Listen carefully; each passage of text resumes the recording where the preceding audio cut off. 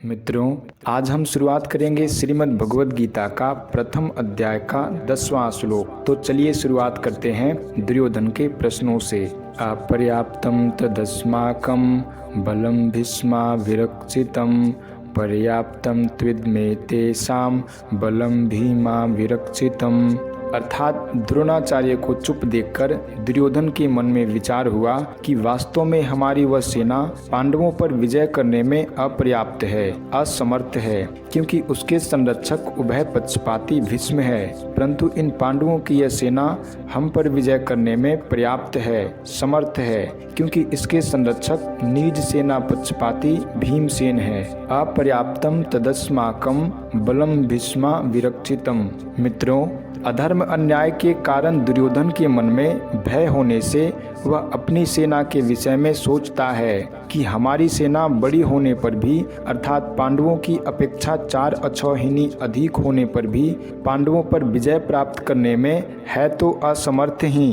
कारण कि हमारी सेना में मतभेद है, उसमें इतनी एकता, निर्भयता, निसंकोचता नहीं है जितनी कि पांडवों की सेना में है। हमारी सेना के मुख्य संरक्षक पितामह भीष्म उभय पक्षपाती है, अर्थात उनके भीतर कौरव और पांडव दोनों सेनाओं का पक्ष है।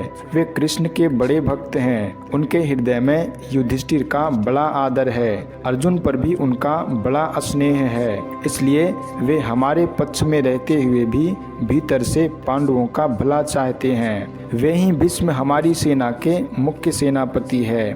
ऐसी दशा में हमारी सेना पांडवों के मुकाबले में कैसे समर्थ हो सकती है? नहीं हो सकती। पर्याप्तम त्विद्मे तेषां बलं भीमा विरक्षितम। मित्रों, दुर्योधन के मन में विचार हुआ कि यह जो पांडवों की सेना है यह हमारे पर विजय करने में समर्थ है, कारण कि इनकी सेना में मतभेद नहीं है, प्रत्युत सभी एक मत होकर संगठित है। इनकी सेना का संरक्षक बलवान भीमसेन है, जो कि बचपन से ही मेरे को हराता आया है। यह अकेला ही मेरे सहित 100 भाइयों को मारने की प्रतिज्ञा कर चुका है, अर्थात यह हमारा नाश करने पर तुला है। इसका शरीर वज्र के समान मजबूत है। इसको मैंने जहर पिलाया था तो भी यह मरा नहीं। ऐसा यह भीमसेन पांडवों की सेना का संरक्षक है। इसलिए यह सेना वास्तव में समर्थ है, पूर्ण है। मित्रों, यहाँ एक शंका हो सकती है कि दुर्योधन ने अपनी सेना के संरक्षक के लिए भीष्म जी का नाम लिया, जो कि सेनापति के पद पर नियुक्त हैं, परंतु पांडव सेना के संरक्षक के लिए भीमसेन का नाम लिया, जो कि सेनापति नहीं है। इसका समाधान यह है कि दुर्योधन इस समय सेनापतियों की बात नहीं सोच रहा है, किंतु दोनों सेनाओं की शक्ति के विषय में सोच रहा है कि किस सेना की शक्ति अधिक है। दुर्योधन पर आरंभ से ही भीमसेन की शक्ति का, बलवत्ता का अधिक प्रभाव पड़ा हुआ है, अतः वह पांडव सेना के संरक्षक के लिए भीमसेन का ही नाम लेता है। मित्रों, अर्जुन कौरव सेना को देखकर किसी के पास न जाकर हाथ में धनुष उठाते हैं, पर दुर्योधन पांडव सेना को देखकर द्रोणाचार्य के पास जाता है और उनसे पांडवों की व्यूह रचना युक्त सेना को देखने के लिए कहता है। इससे सिद्ध होता है कि दुर्योधन के हृदय में भय बैठा हुआ है। भीतर में भय होने पर भी वह चालाकी से द्रोणाचार्य को प्रसन्न करना चाहता है, उनको पांडवों के विरुद्ध उकसाना चाहता है, कारण कि दुर्योधन के हृदय में अधर्म है, अन्याय है, पाप है।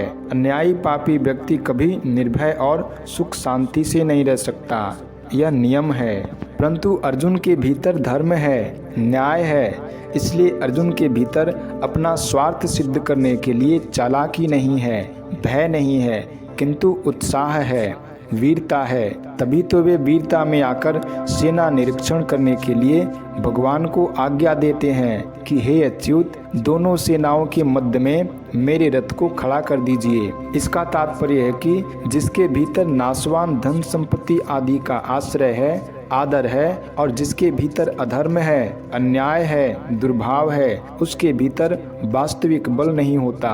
वह भीतर से खोखला होता है और वह कभी निर्भय नहीं होता। परंतु जिसके भीतर अपने धर्म का पालन है और भगवान का आश्रय है, वह कभी भयभीत नहीं होता। उसका बल सच्चा होता है। वह सदा निश्चिंत और निर्भय रहता है।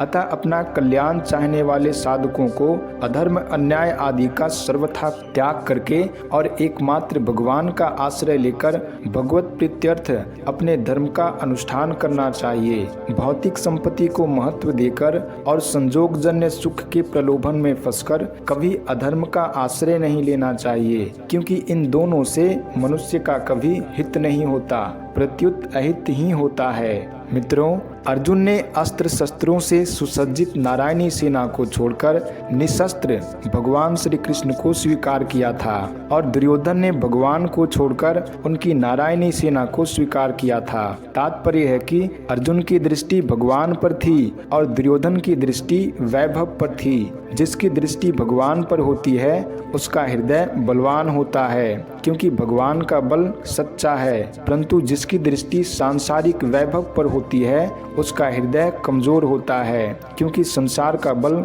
कच्चा है।